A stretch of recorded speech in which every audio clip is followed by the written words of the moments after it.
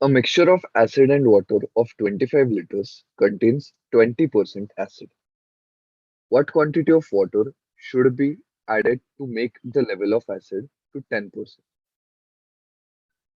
Now, first of all, let's find out the quantity of acid.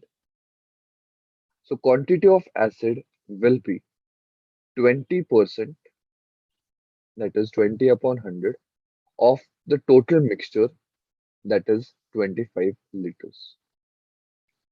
If you solve this, we get the answer as acid is 5 liters. Now, we want to make the level of acid to 10%. So that means we want acid quantity upon total quantity into 100 is equal to 10. Now, we want to find out the amount of water which we are going to add. The original quantity is 25.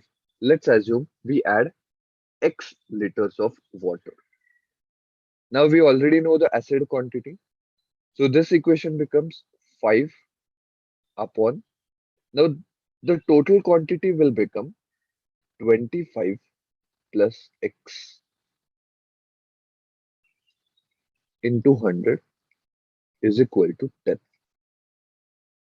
Simplifying this, you will get X plus 25 is equal to 50, and hence X is equal to 25.